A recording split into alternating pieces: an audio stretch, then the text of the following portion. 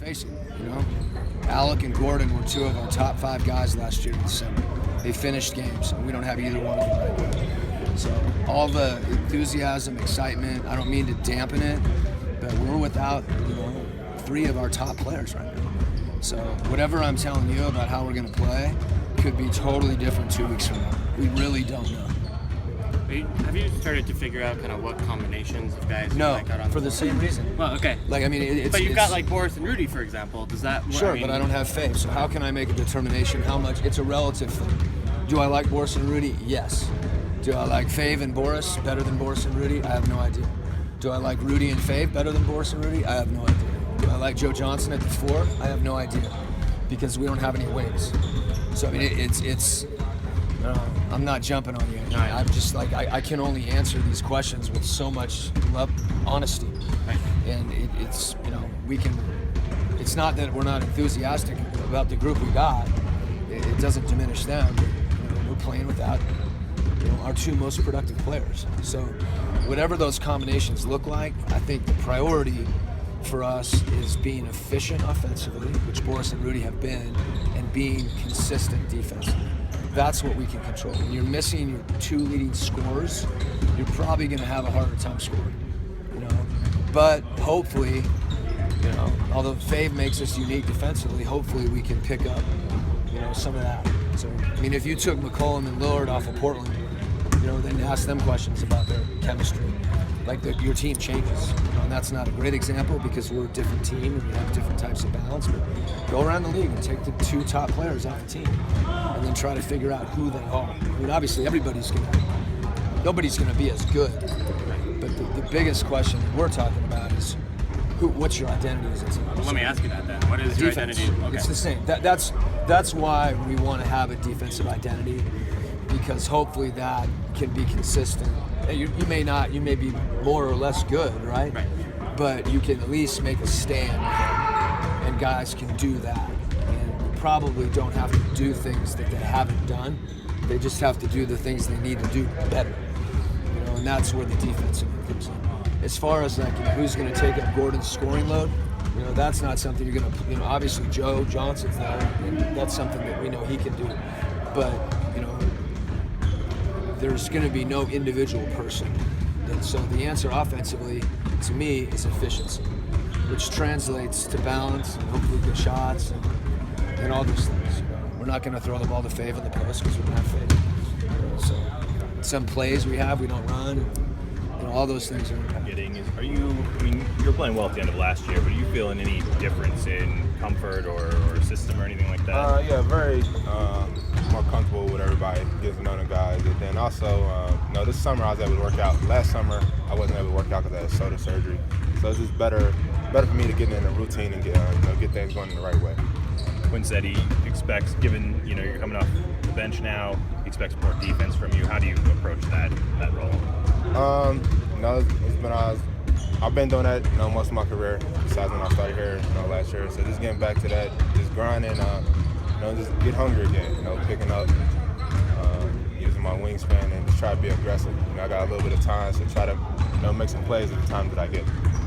Seeing you've been more attacking during the preseason, you're taking more shots per minute than you were even as a starter. Are you trying to be more aggressive on the floor when you're out there?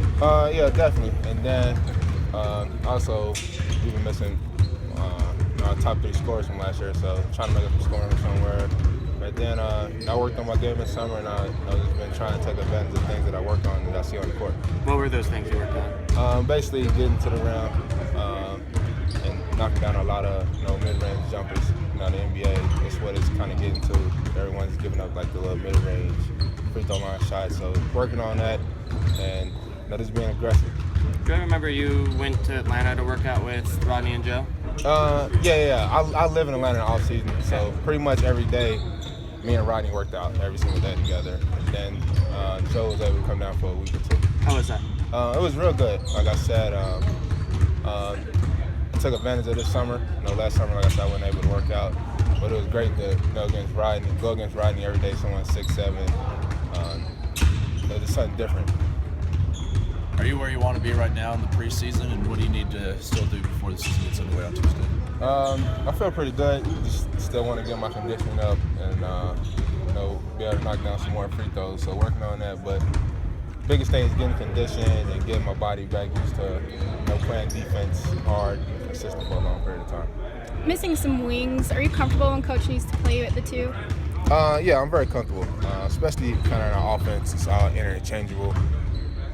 There's plenty of times where Gordon will get the ball and bring it down court, or Rodney or Joe Ingles. Trey's bringing it down, so it's not really a position on the court unless it's like a dead ball. So first of all, how's your hand feeling?